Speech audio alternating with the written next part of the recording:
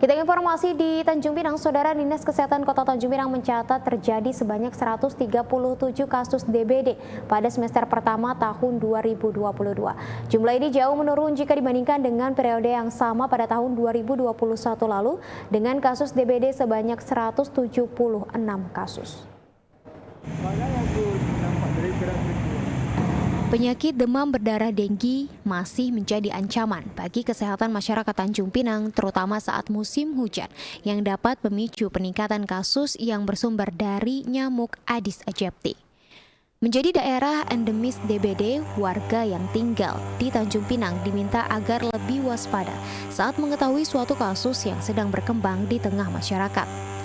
Kepala Bidang Pencegahan dan Pengendalian Penyakit Dinas Kesehatan Kota Tanjung Pinang, Sri Handono menjelaskan, kasus DBD di Kota Tanjung Pinang hingga pertengahan tahun 2022 tercatat sebanyak 137 kasus. Angka ini lebih rendah dibanding tahun sebelumnya yang mencapai 176 kasus. Handono mengungkapkan kasus tertinggi DBD di Kota Tanjung Pinang pada tahun ini terjadi di Kelurahan Pinang Kencana dengan jumlah sebanyak 35 kasus. Namun jumlah ini jauh menurun jika dibandingkan dengan periode yang sama pada 2021 lalu, yakni sebanyak 72 kasus. Sedangkan Kelurahan Dompak saat ini masih terbebas dari kasus DBD dan menjadi wilayah kasus DBD paling rendah di Tanjung Pinang.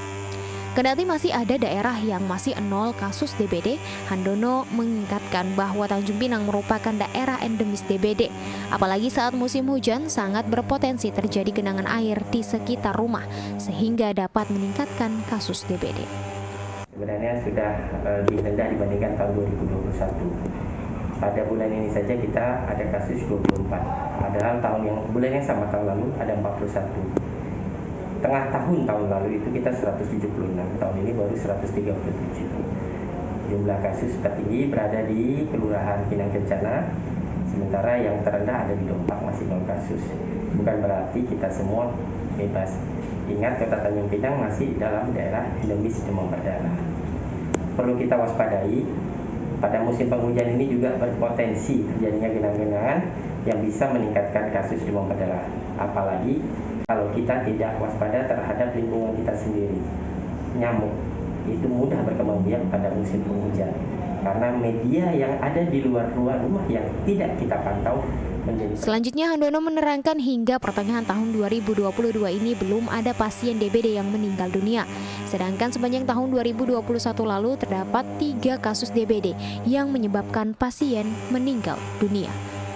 Dari Nugraha melaporkan dari Tanjung Pinang.